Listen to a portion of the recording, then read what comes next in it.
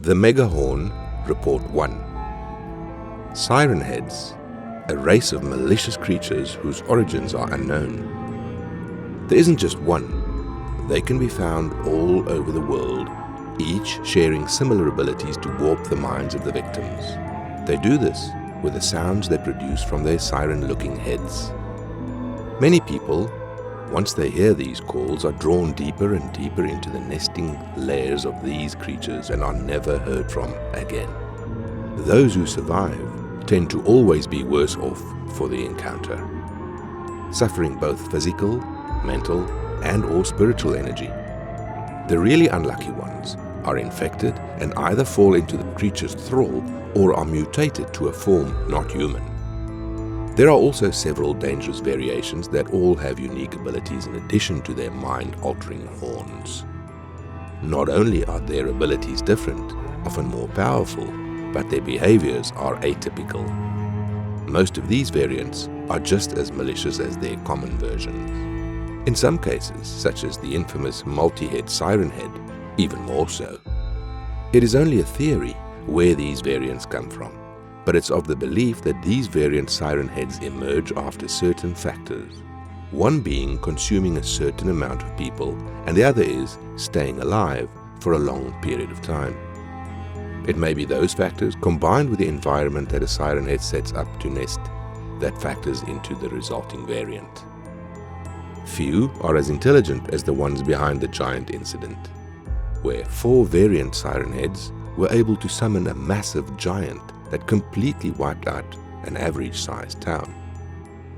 After that, more resources were dedicated to tracking down the other variants on the siren heads, to keep track of where they're at and what they can do that other siren heads can. This is where the Megahorn came in, a recent discovery of what can occasionally happen when a siren head mutates. The cause of a Megahorn siren head is always the same. A starving, skittish siren head encounters another one and ends up consuming them. The cannibalistic action ends up causing the siren on the creature's head to massively grow, enough to drag the creature's posture from standing straight up to crouching over. To support the larger size of the body, multiple limbs grow and sprout from the Megahorn's body, giving it a spider-like appearance.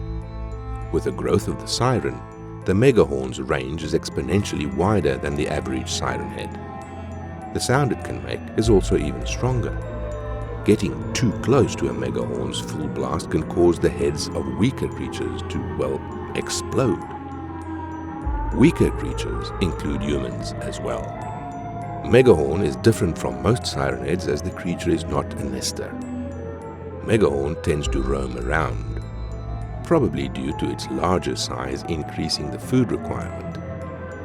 The creature is constantly hunting, constantly eating whatever thing it can grapple with its many limbs, often after disabling its prey by the use of its horn. The Megahorn siren head doesn't have a preferred target, as long as it's alive. It's food to the Megahorn. This includes men, women, animals, and even other siren heads. It seems that the Megahorn is particularly suited to eating other siren heads. Its horn is loud enough and powerful enough to even affect a siren head. And it being much larger and much stronger than the average siren head, Megahorn has been observed easily hunting them down and rapidly consuming the monsters. The eating of siren head is one of the biggest problems, because after eating one, the Megahorn will grow bigger, get smarter, and the range of its horn will once again increase even wider. Another possibility that the agency is trying to avoid is the Megahorn mutated further into another variant, something that can happen each time that happens to consume a siren head, or worse, a variant.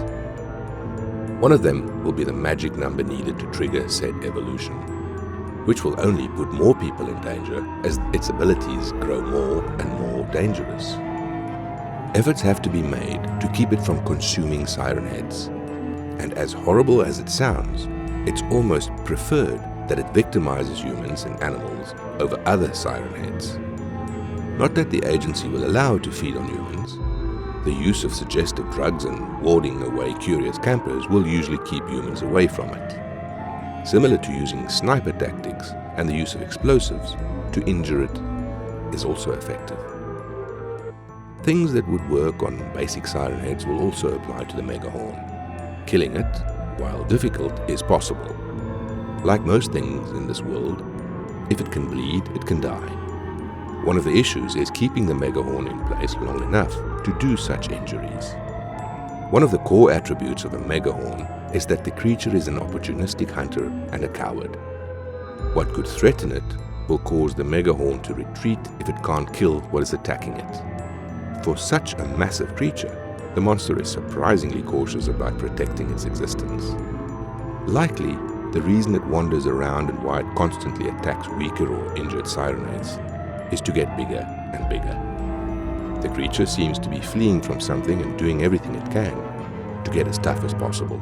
Potentially, one of the factors that helped mutate it into a Megahorn in the first place. One with a siren powerful enough to warn people away. The question that the agency has to answer is, what is the Megahorn constantly fleeing from?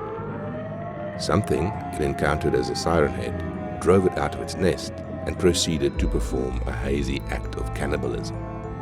All by instinct. Could there be yet another dangerous variant of the siren head that the agency doesn't know about? One potentially more dangerous than the multi-headed siren? A closer eye needs to be kept on the Megahorn. Tracking its location and the history of its places could potentially aid us in discovering the thing it was fleeing from in the first place. It would be easier if Megahorn could communicate, but like most siren heads, the creature is malicious. When it isn't fleeing from what it's threatened by, the creature will default to attacking prey.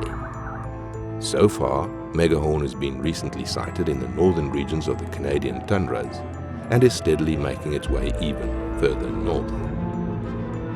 It may be trying to reach the Arctic for an unknown reason. Presume it's related to what it's actually fleeing from, and stand by for more information.